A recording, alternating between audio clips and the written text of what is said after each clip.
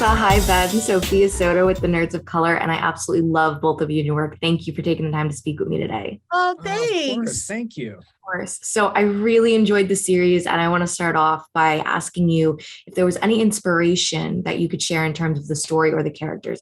Oh, sure. I wrote a book with the same title in my mid-20s. And I always thought the idea was sort of interesting. I didn't do anything with the book. I sort of put it in the but I was like, hey, Melissa, look, I wrote a book. She goes, what? I go, yep, read it. All right, now it's in the store. For 25 years. Yeah. And then about 3 years ago, I think we were sort of talking about it again. And Melissa, I said, well, it should have a different, a lot of it's different. And I wanted to make it a comedy.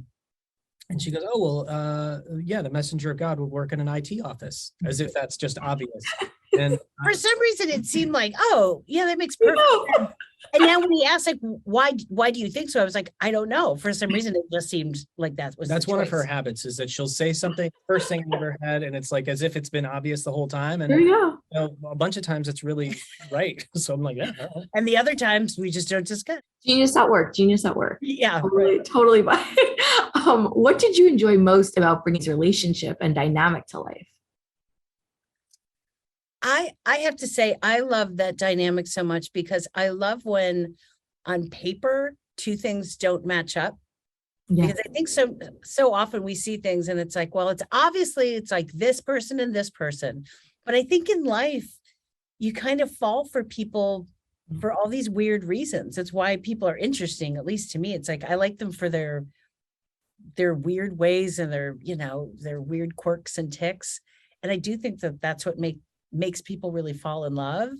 And so I love taking these two kind of people that operate very differently, but there's something about the root of them that like they're a good match for each other. And I love that. Yeah. And I think I was able to steal just a little bit from our real life dynamic. Not that she's a pill popping insane woman. Just a booze house. No pills. But she's the roller coaster and the fun one. And I'm more the quiet, semi-forgettable guy that like, well, I mean, not forgettable, but not rememberable. You're very calm and steady. And I can kind of go like this. It's like, it's the greatest moment. My God, we're out of dog food. It's all kind of, I can hit 100. Or like, the phone is ringing. Oh my gosh, the phone. And I'm like, it's the phone.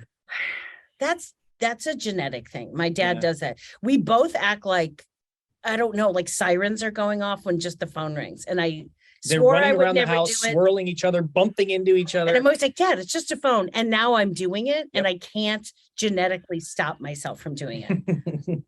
It's really, it's not a good time. Clark and Amelie's stuff is my favorite though. So I really enjoyed it. But thank you both so much again. Huge congrats on the series. And it was such a pleasure to speak with you. Thank you. Oh, you too. Thank you. The activists, directors, comments and the lectures, fanboys, professional artists and professors. Maybe a nerd who's just like you, talking about the things that you like too. So I invite you to the NOC in full color.